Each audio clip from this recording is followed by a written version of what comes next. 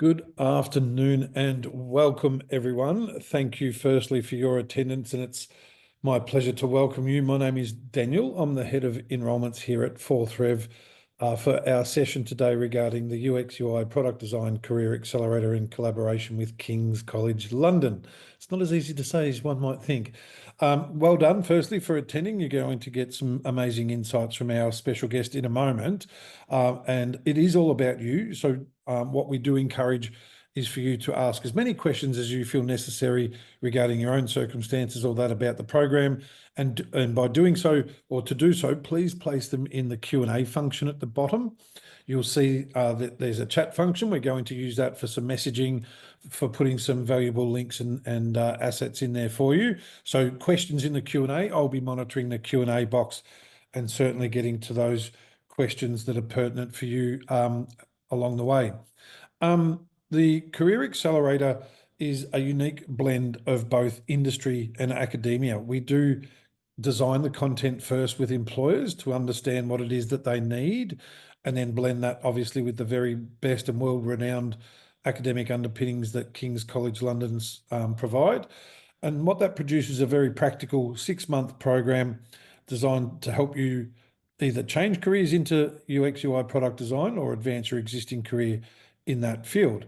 When I say practical, there are no exams. You're instead empowered to build a rich portfolio of evidence along the way through your assignment and project submissions. It's made up of 3 courses and 1 live industry-facing project. So course 1, understanding users. Course 2, designing for user needs. And course 3, user-centered optimization, before your learning outcomes then enable your participation in that live industry-facing project. We work with all sorts of organisations and companies to deliver what are really unique projects. So to frame one quickly for you, you might meet with someone like Sky, one of our industry partners. As a team of 5 or 6 learners, you'll meet with Sky. They'll present to you a current scenario or challenge within their organisation relating to UX/UI product design. And as a team, over a 6-week period, you'll then, and through the application of learning from those first 3 courses, come up with innovative and tangible solutions to that scenario, presenting your recommendations back to Sky in a consultancy style presentation at the end. The benefit of that is numerous. It's practical application of learning in the real world. It is also a brilliant opportunity to deepen your networks, both with your peers and also leaders of industry. And lastly, it's a much more powerful demonstration of your value to a prospective employer to relay the fact that you have got that experience within industry, within that project sense. And that's often well regarded, especially when asked that question as to what experience do you have? You always get that question in an interview. So portfolio development is critical. It enables you to demonstrate your processes and design to a prospective employer. It is 100% online, the program. It's around 15 hours a week. There is a live component weekly where you'll meet with the facilitator and they'll walk you through the content for the week in a very interactive session. The majority is asynchronous, meaning that you can choose the majority as to when and how that fits in with your life. But there is a commitment to make, obviously, to achieve the learning outcomes in that time frame as well. The entry criteria quickly is that you've completed either a bachelor degree or have more than 2 years of relevant work experience. The application process is really, really simple in that you upload your transcripts or your resume or both, your proof of identity, and our enrolments team will reach out if you haven't had a discussion yet to have a quick chat regarding fit and your intended outcomes and the like, and then provide you a letter of offer from King's. The next intake commences on the 5th of May, and we do limit the amount of learners that we can take on for that project experience as well, but we've certainly got some placements available as well. I'm going to answer a lot more questions.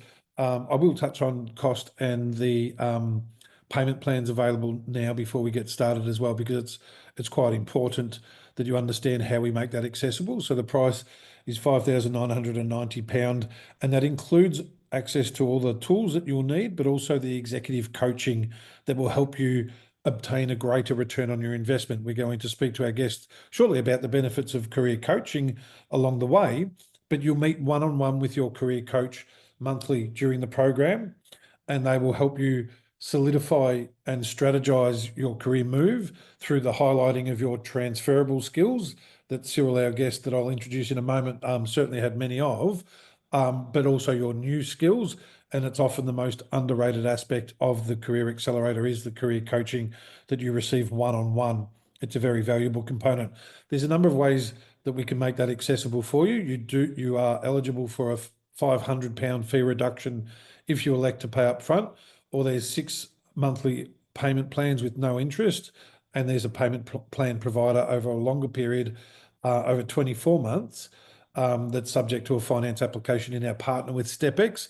But the best thing that you can do is discuss, after you've heard what we're speaking about today, is to discuss that with your enrolment advisor. If you haven't already, you'll get some great advice from them and some empathy about the situation you may be seeking. Undertaking a career change is a big decision, and someone that did it, as a segue, is our very, very special guest today. Tzirl, if you can join us, we would love to hear firstly from yourself a little about your background and how you came to be a UX UI designer. Welcome, Tzirl. Hi, everybody. My name is Tzirl Jacobs, and I'm a former teacher. I was in education for about 2 decades before I decided I was very excited about switching to UX. And I recall myself speaking way back when, Tzirl, when we said that, when I say way back, it was late 2023 or so, that you were considering investing in yourself via education to make a career transition possible. Tell me what it was like when you were looking at all the different options that were available to you. What stuck out for you with this particular program? What was interesting was that once I hadn't actually ever heard of UX for many, many years. And as soon as I heard it, I knew it was something I had been inherently doing and something I was very interested in doing. I did a very lot of research, but I was drawn to this particular program specifically because it was more academic, more theory, and I know that within the tech world, things change at a rapid pace. And if you have the solid fundamentals, you have everything. And I was really, really drawn to that. Fantastic. We'll get to your outcome in a moment. That you've had a fantastic career outcome, but did the program align with your goals and aspirations, do you feel? Yes, I did. I felt that the program was very well written to go to help anybody, whatever background starting position they may have started with, to help somebody switch to UX, because it's a very well thought out program. The fact that it was written with advice from people in the industry really, really stood out. And especially things that where they go through sort of an entire process of UX. So it really definitely aligned with my goals. Yeah, you're right. It's going through all the fundamentals and the basic wireframing all the way through that whole process of UX UI design. I guess I think everyone would love to know. Did you obtain a career outcome post the program? Yes, just as the program was ending was around the time when I found my position. So I pretty much went straight from the end of the end of the course, which is the employer project, and I went straight from there into the work world. That's such an inspiration because you were transitioning from teaching, which, as you said earlier, you were doing UX every day for class preparations and things like that. I remember the conversation we had about you having so many transferable skills, but what was that like to apply for roles or to obtain that role with the confidence behind you of having completed the Career Accelerator? I had a lot of confidence because I knew I was in a very a reputable school with a world name, industry name. So I was very confident that the information and the things I was learning was cutting edge, was very deeply researched and backed up. And so I felt that everybody, wherever you may be coming from, you'll all have transferable skills. And together with having a really good understanding of the theory of UX, you'll be able, it's enough. It's more than enough to move forward. Good on you. And I mentioned briefly earlier the career coaching. What were some of the outcomes from the coaches that helped you obviously move and change your career? Yeah, well, you offered two, as far as I recall, there was more of the personal success coaches, and there was coaches that were more involved in helping switch to careers. And one of the things that stood out, which probably was the success behind me, getting a role, was the different things that they told you along the way, the reassurance, the help. And one of the best advice I heard from my career coach was the idea of networking, because I feel that that's what led me to my position. And so, the advice was absolutely spot on. That's excellent. And since you've completed, we've even implemented more innovation within that space. The career coaching model now contains what's called career sprints, where you'll work with the career coach, but other learners as well to learn from each other. So it's a form of networking, as you said, but they'll do things like have concrete outcomes through the career sprint. So you'll meet regularly, but you'll have concrete Mm-hmm. outcomes from those things that say things like, I'm going to outreach to 5 people on LinkedIn today, or I'm going to redraft the blurb about myself. And there's really, really concrete actions to take. There's also feedback to bring back to those career sprint groups to say, I had an interview with this one and I felt I did really well here, but be prepared to be asking questions surrounding this, and this. So the career sprints are taking that coaching to another level. Just for the audience benefit, Tzirl's in a startup environment where we've got to be respectful of that and not give away any IP or names and things like that. So it's a little guarded as to where Tzirl is, but we're delighted that Tzirl not only can join us and share her experience, but celebrate the fact as well, and the fact that you've also progressed your role within that organisation in the time you've been there. What are you doing now?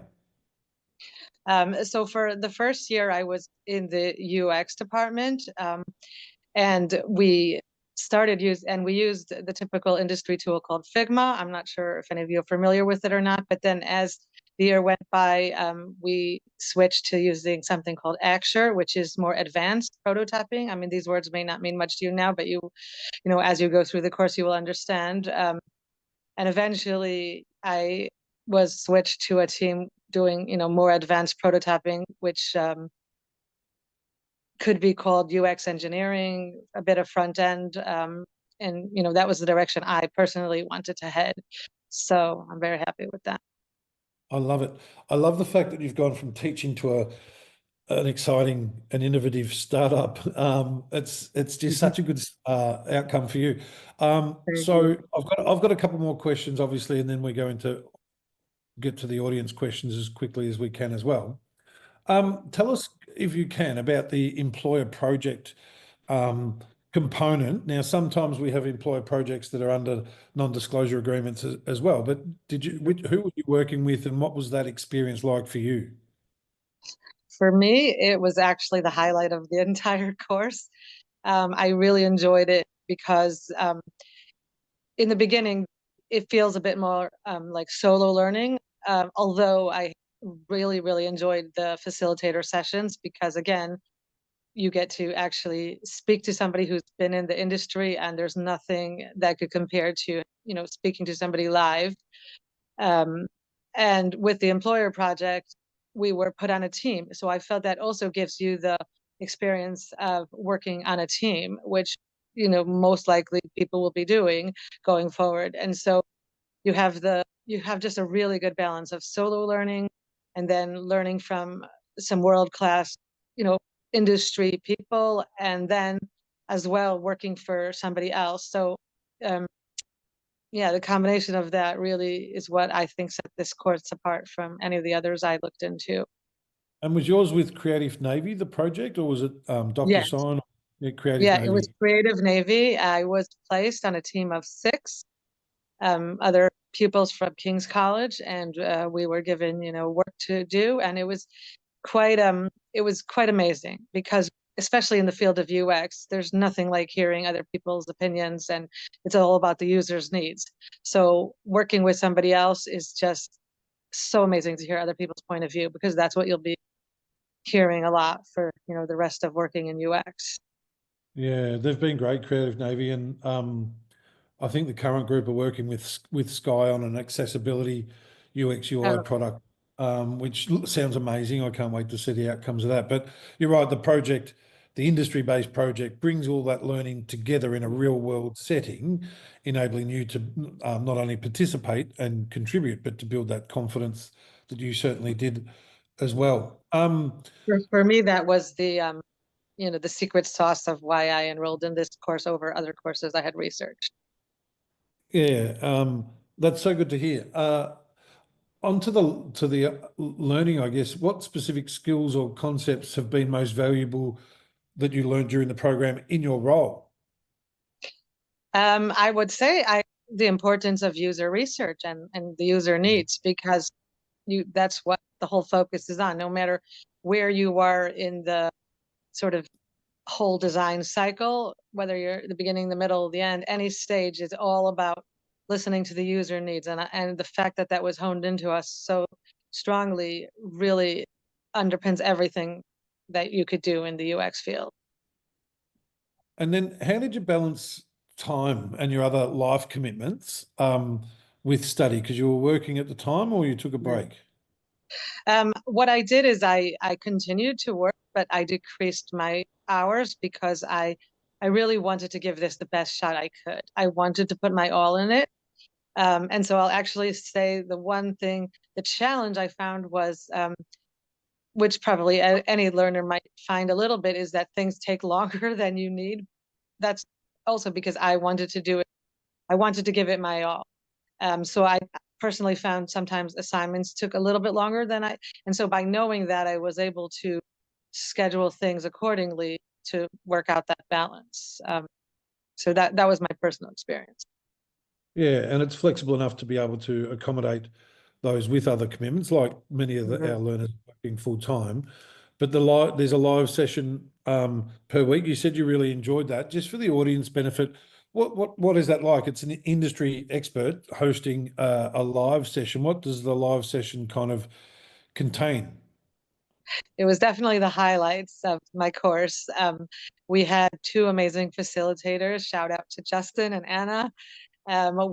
They both were working in the industry, and really just having that live person to chat with and analyze UX with. I just felt it was it just brought everything home, all the theory that you were learning, just to hear. And they were working in diverse industries and maybe slightly diverse areas, but it doesn't matter. It was just being able to hear some people that worked in UX and being able to know that they were looking at our work and hearing some of their feedback, was really, really helpful. We're going to get to the audience questions now, and certainly things have changed slightly. Well, in many ways. In your role, are you incorporating AI at all? And I'll touch on how we've incorporated that in the program as well. But are you using AI on a regular basis in your role? So yes, I am. I am embracing it because I think that one of being in the tech world means that we always embrace what's new. And I think this is one of the reasons why I actually chose this course. I wanted the theory. Tools come and go, tools change, possibly design methodologies change, but the core designing for humans and user needs and understanding people's frustrations and making things better for people, you'll always need that. But if we can, use the latest tools and they'll change, and so this is why I felt that I personally wanted an academic background for studying UX, because I know even for myself, I started out using what's Figma, which is very, very popular. Then I used something called Acture, which is completely different. And I know that having studied the academic side in King's College prepared me for being able to do that, even to the point of, embracing the AI. Yeah, exactly. That's a really, really good point. And we've also embraced, obviously, and the benefit of it being industry led is that our curriculum is basically Yeah, always under constant review from industry experts and Kings. What we've implemented, rather than do a specific unit on AI in UX mm, and UI, we've implemented a AI learning track that enables our learners to hear from really truly globally industry leading experts on their adoption. And there's a series of mm, masterclasses that occur. And what that ensures is that it's up to the minute, up to date. If yeah, someone implemented, content 2 years ago, it's probably a little bit mm, question. Well, you should question the relevance of the content of anything you're learning, but having those live sessions for our learners has been so popular, mm, and alumni get invited to them as well. So there's a breadth of information that is available to our learners there, practical insights, but we also have a suite of webinars that we've hosted on this topic previously and answered many people's concerns about um, will AI, make my role redundant in 6 months and things like that? And you summed it up so well about embracing that and being at the forefront of the adoption of AI and being the arbiter between AI and the human-centered needs that UX UI yeah. provide. So I think if many roles are so perfectly suited to the adoption of it, it's certainly roles in this discipline. So great to hear you're doing it, and we'll certainly continue our development of that in the program as well. Let's get to some audience questions. Annika's asked, I don't have a bachelor's degree. I've only completed 2.5 years in nursing, and I have only 1 year and 6 months of experience as a front-end software developer. Very diverse background, Annika. Yes, is the question. I would hope so. It would require a discussion with your enrolment advisor and their guidance as to how to frame your application for success with Kings as well. And if there's any other certifications and things like that that you've got, or packaging all that up will certainly help, and you'll be guided through that process with your enrolment advisor. Um, I've got a question for you here, Tzirl. Someone's undecided between this and product management. Uh, have you got PMs in your workplace as well, or not yet? Product Um, managers? we don't have it officially. We do use product management tools, but I'm not as familiar with that as UX. So I don't know if I could give justice to that decision Certainly. between the two. It's an important one. I'm going to Anonymous has posted that question. I'm going to come back to it. How recognised is the course with the existing employees, as it's not an MA or degree as such? Great question. And any insights there, Cyril, as to how you I, feel perceived? I I don't think that was a hindrance in my case. I think in the tech world, it's about your skills and talents, what you can offer. Tech moves so fast. I mean, tech is probably one of the best places that you could, one of the best career directions for somebody who um, just can do it without a degree. Yeah, it's a great question, and you've said that really, really well. To elaborate on that further for the benefit of the person that's asked that question as well, is when we design the content with industry leaders and employers, they did share frustrations through recruiting people that had somewhat of the technical skills, but nowhere near the business application and soft skills Yeah. that are required to succeed in a workplace or a business and have impact. So that's why a lot of the content is certainly designed specifically towards that business application of the knowledge. There's also a quadrant of learnings around that, the UX UI product design skills, the business application of them, their personal development and your employability skills are the four areas that we've designed the content for all of our career accelerators, but particularly this one that makes you more employable. You'll also have a um, portfolio of evidence and Yeah. taking people through a journey right from ideation through to execution of a UX UI product. Um, and we've got some examples of that on YouTube as well, where we've hosted people walking through their thing. So practical application of learning is something that is so valued by employers. And certainly that portfolio takes it to another level. But great question, and thank you for that one. I think the course focuses a lot on stakeholders as well. So it really does help you understand what businesses are looking for. I found that another skill that I really picked up from King's College. I mean, it was embedded throughout every chapter of every course. The idea that it's that UX is this triangle of, the stakeholders, the developers, and the user research and experience. Isn't that good? And that's critical, isn't it? Laurie's asked, hi, Tzirl, really inspirational to hear your success story. I agree. Saw that you learned additional tech skills alongside the UX course. Which additional skills or knowledge do you feel gave you the biggest advantage in gaining your first UX job? Over to you, Tzirl, but you mentioned learning additional tech stacks later, but do you feel that Figma Um, and the other? I switched from a very different career, but I was doing, without knowing it was called UX, I was doing a lot of research and making things better, lessons and curriculums, because it was in the education world. But within the tech world, there's always more to learn, as much as, the sky's the limit. Everybody has a different area that they're, even from our group of students that we're in, everybody had different interests.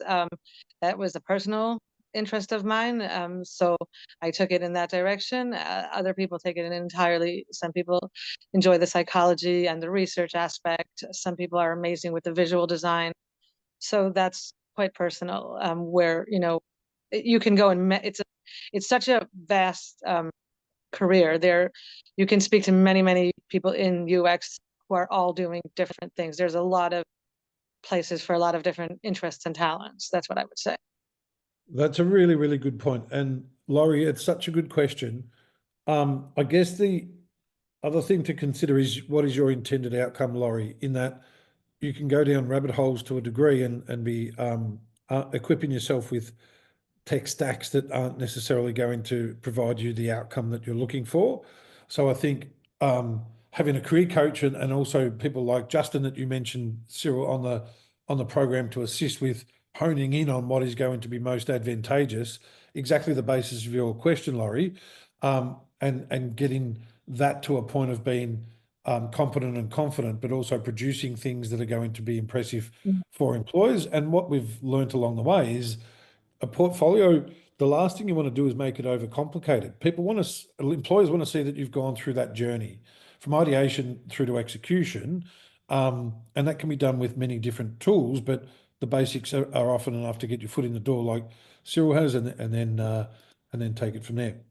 Yeah. I would Um, definitely say to focus. Employers are always very happy to train anybody. In every company is going to do things differently.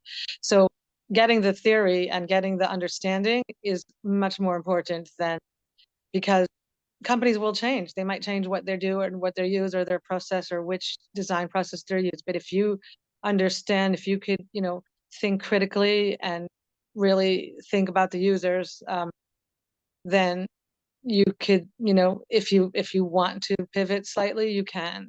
There's a lot of area, but definitely you start with the basics before you move forward. That would be my advice. that's excellent advice as well. Many questions coming through, and I'm looking at those that have been upvoted as well. And I recognise a name here, Mary Rose. A special welcome to Mary Rose. Mary Rose has been, I think, considering her options for quite some time, and I've recently seen that Matt's, her enrolment advisor, has supported her through to her decision. So welcome, Mary Rose. I'm so glad I saw your name here. You've asked how recognises this course with the existing employers within the industry. We touched on it a moment ago, but I did want to recognise the question, and it's also of those employers that have contributed to the design of the content that graduates are recognised with. So there is a lot of recognition now as well. And now that it's also becoming a more mature program, a couple of years old, we've got so many more success stories like Tzirl's to share, and that goes a long way for other employers to recognise the talent that comes from this program. But welcome, Mary Rose. Anonymous has got a question. I think it's a great one here as well. I know many people get into UX UI with a background in graphic design. I'm concerned that without this, I might feel a little bit behind. What skills do you feel people need to begin this course and go into a role? I'll let you go first, Tzirl. I've got some thoughts here too. Again, Any it's a similar answer in that that's sort of the icing, almost the last step, the under the building out the app first, getting to the meat of the UX is it does come first. UI is almost the visual design is almost something that could be, sort of added on. Not every It's individual based on what role you're applying for, definitely. But again, all those skills is just personal preference. What somebody's good at, they should definitely use their talents. But it's I wouldn't say it's anything to worry about. It's because King's College has it's a reputable college with a worldwide name, and plus you're working with the employer project with actual companies out there. So the combination of that is really would give you definitely a head start. Yeah, it's a really well thought out piece, and it's a great question too. I would suggest that whilst there are certainly numerous people with design backgrounds doing the Career Accelerator, I wouldn't think they're actually in the majority. Um, One of the webinars I hosted recently was someone from a psychology background that transitioned into his own gaming company. But he's using a very different approach to that through that psychology background. Those from a data background are making a transition. Teachers, we've got numerous teachers now. I hope we have more after this inspiration that you're providing, I Tzirl. hope so. But it's a form of UX UI design when you're actually planning classes and doing the research and all those sorts of things that you mentioned a moment ago. I don't see it as a barrier at all. Whoever's asked that question, in fact, whilst there's certainly designers doing the course, it's in no way, shape, or form the majority. Your transferable skills from many, many different backgrounds will be more relevant than what you think. How does I'm going to answer two questions here. Here we go. Someone's asked here, I've noticed there've been a lot of layoffs in the UX UI industry field lately, and I've also heard concerns about the field being oversaturated. As someone considering a transition into this space, I'd love to understand how this course addresses those realities. Does it offer any support or strategies for standing out in a competitive job market? And someone else has asked, how does this program address the oversaturation in the job market? Two ways. Firstly, there's a massive rebound now in UX UI and product design roles. During maybe two years ago, during the tech round of tech downturn that we experienced, this was an easier area in some ways for people to make cuts. We've seen it jump back, and I can't remember if Sam, you can put the stats in there recently. I think it's a 22% increase in the last 12 months or so of roles within the industry. But don't forget, we're coming off a massive, massive high. Like in the 5 years before that, there was a 220% increase. And that, obviously dropped a fair bit, but we're up 22%. So over a 5-year period, we're probably still up over 100% in demand for these types of jobs. How does this program help you stand out? I think it's what the Career Accelerator model is built exactly to enable: the combination of relevant content, practical application of learning in a real world project, the development of a portfolio that you can demonstrate, and most of all, the executive career coaching that's going to help you set a strategy toward you achieving your intended career outcome and follow through with that, are the cornerstones of standing out in a competitive job market. It's not easy, and jobs don't come to you. What advice, Tzirl, have you got? You've already touched on something that was so important that I think it's really key to reiterate about networking as well. Yeah. I mean, yes, you should, definitely, it's not the easiest job market, and it's worth looking into different courses and worth looking into different, researching the job market. However, tech is not, going to go away, and UX it's not going to go away. It's as we get more advanced, we're going to need more UX because the human touch is always going to be necessary when interacting with computers. Um, it may pivot more with AI, less with AI, but it will, it'll always be there. It'll always be needed. The the advice of the career coach was networking, and they were absolutely correct. For me, at least, it was really what made it.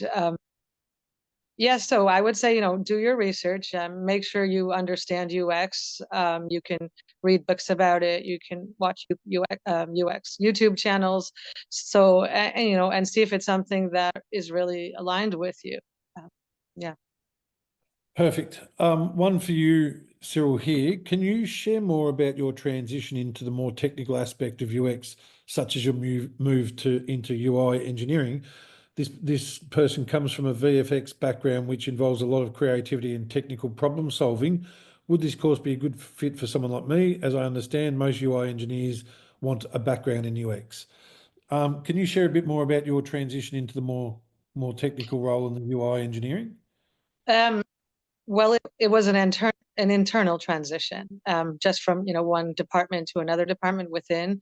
And I think that, that does happen a lot, where people might think they're better suited for one role, and then they might give you different opportunities, or people's, maybe you start out with UX and then you go into UI, the visual um, design. But that, for me, that was just a personal interest. So that's where I wanted to head towards more advanced prototyping. It's not necessary. It's not the only path in the UX. It's, as I'm saying, my personal choice. Absolutely. And the more skills obtained, the more doors are open to you, and the amount of learning that you obviously do on the job as well, once you secure the Yeah. role, is going to be critical. Um, Someone's asked, when will the next intake be for those that aren't able to join in May? That will be in July, 14th of July, I believe. And we'll have one final one for the year in October. Thank you for the question.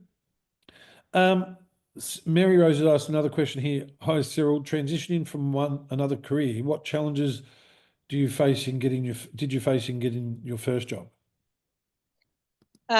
Well, having advanced for many years in one career, and then I would say the biggest transition would be realizing that I'm starting from as a newbie.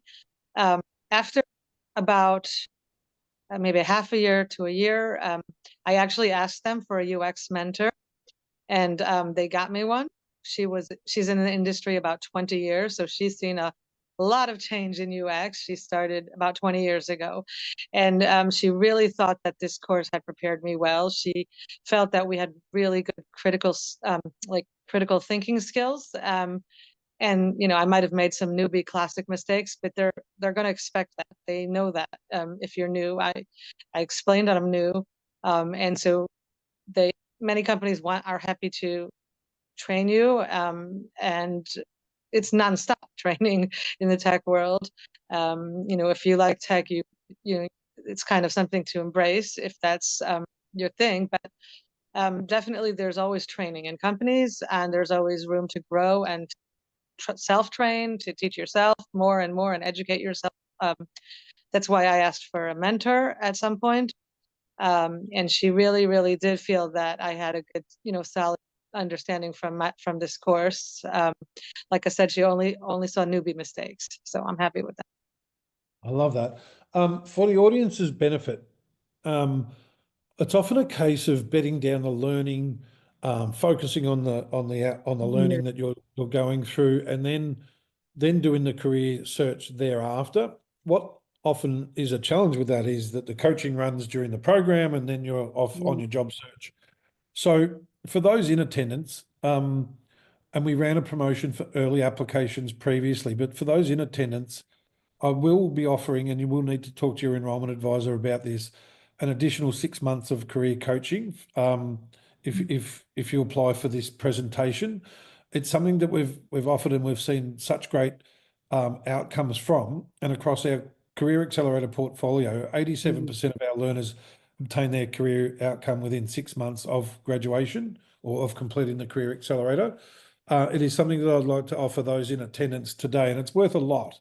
If you were to hire your own coach for an hour a month over 6 months, it's expensive, but it's what our organisation is all about. Your career outcomes are our North Star metric, and it's what we celebrate the most. It's what we inquire about the most, and it's what we celebrate internally so much, because we're achieving what our business is set up to achieve, and that's career outcomes for the digital economy. So if you haven't yet, speak to your enrolment advisor, mention that Daniel said, or reach out, and I'm sure that they'll accommodate that for you as well. So Annika's asked, what happens if I don't land a job after completing this UX UI product design course at KCL? It can happen. Let's not, sugarcoat it. We're here to be upfront and honest with you. It has happened for some, and I'm sure it will happen with others. But that's where that additional coaching, I think, will be so valuable for you and others. Is right in the and it's every interview also, or every knockback is also a learning experience. They said I didn't have this, or I didn't position that on my LinkedIn, or whatever. If you do many of the things that the coaches will have you do during the Yeah. program, you'll be set up to be even, I won't say headhunted at all, profiled in the right way on LinkedIn, because there's web scraping and all sorts of tools that recruiters are now using, and knowing how to position the different skill sets, and certainly your transferable skills along with your new ones will help. It doesn't come with a guarantee, Annika. That's a lot of that is up to the work that you put in, both during the course for the learning outcomes and during the coaching program, to build that muscle of resilience, and that muscle of identifying, even researching who would be best. I mean, I've heard of tips before where, to get ahead of the job market, the coaches advised learners to be looking at those that won contracts 3 and 6 months ago, knowing that they would be coming online now. And I'm talking big corporate contracts, or government digital transition contracts, which are so plentiful currently. You see who won them and approach them. And sometimes it can be the timing is like, wow, I don't even have to go to market now. I've got my candidate for the UX role that we've had. So there's a lot of things like that can help, and that often aren't thought of. Another one is volunteering in a like field, to get that additional experience, to put you sometimes only that much that much further ahead than the previous or the other candidate, but that much is often enough. So I hope that helps, Annika. Thank you for the question. When is the course? Angela has asked, when is the course start date? We're starting on the 5th of May. There is a limited amount of placements available. I touched on it before, but I'll go a little deeper for people. We limit the amount of learners that we take on for 2 reasons. We've got the capacity of the facilitators and the career coaches, but most importantly, if we had this attract 300 learners globally, it would, we feel, dilute your learning experience somewhat. And what I mean by that is, if we had that many learners in a cohort, it would mean that there might be 15 or 20 learners on a project team, thus diluting your roles and responsibilities within that team to a point of it being of less value. So that's why we're capping our numbers, I think, at around 30 for this presentation, maybe 35. And that's why there's 4 intakes a year, to spread that load over that period as well. Hopefully that makes sense for everyone. So there's a 2-week orientation period where you are set up to succeed in the course, and you go through a goal setting process to help the coaches identify ahead of time how they can be assisting you. And then you're into course 1. The learning from course 1 will commence on the 19th of May. There is reflection weeks as well, like a week off in between course 1, 2, and 3, to ensure that you can have that chance of recharging, get ready, revisit the learnings, let them sink in, and then start the next course as well. So that's how it's structured. Someone's asked, has there been a time those of you learning the course ended up working with a company through the course? I think I know what you mean there. Have one of our industry partners picked up one of our learners? I don't know, actually. I'd rather say I There don't. were a few emails where people reached out, I believe, to King's College looking for. I noticed 1 or 2 over the year, and also there was a few, I think, like apprenticeship opportunities. I think if they come along that way, then the teachers, used to pass them on to us. They weren't seeking it out, but I do think over the course of the time that I was with you guys, there was people had contacted, and they passed them on to, and if anyone was interested, they took up the offer. Exactly. Always celebrating those as outcomes. Within the application process CV, would you recommend us focus on any particular aspects, educational background, personal profile? Thank you for the question. No, I would keep it as short. It's not a job application, it's a course application. So a one-page resume is more than enough for this purpose. But if you're applying with professional experience as opposed to having your academic background meet the criteria, you might want to go into slightly more detail around some of the duties that you performed within the roles previously, rather than just saying the title of the role. But less is more in this case. It doesn't need to be for a job application, it's for a course application. It's more enabling Kings to see that you meet the criteria. You'll certainly develop that further with the career coaching. Coming toward the end as well, but last chance for anyone to ask questions of myself or Tzirl before we do come to the end. I did want to address that question that was at the top of the Q&A. Someone that's still undecided between UX, UI, and product management. Can you say a bit more about what you see as the core differences in terms of skills and outcomes? There are very different disciplines. And I think the best thing to do is actually either book in myself or one of your enrolment advisors to have that personal discussion. It's such an important decision and investment in yourself and potential career change. It's a life decision, isn't it? So I don't want to just stand here and give you advice rather than take into your account your personal circumstances. So please book a time with your enrolment advisor and mention that you spoke with me during the webinar and that you want to be guided through that decision-making process. Also, on our YouTube channel, there is so many resources that will assist with that, both for product management and the UX UI product design program, with industry experts talking about all sorts of different facets and opportunities, coaches talking about framing your skills for employment outcomes, and other learners speaking about their experience on the program. So there's a wealth. I would add to that, it's really important to research to differences and see which one speaks to you more, because everyone's different. So yeah. That's exactly right, Tzirl. Thank you kindly.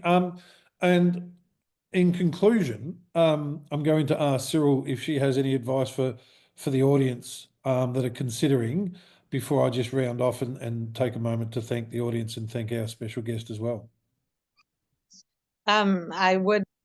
My final advice would be research, and be sure that it's the right choice for you, and then and then you give it your best shot.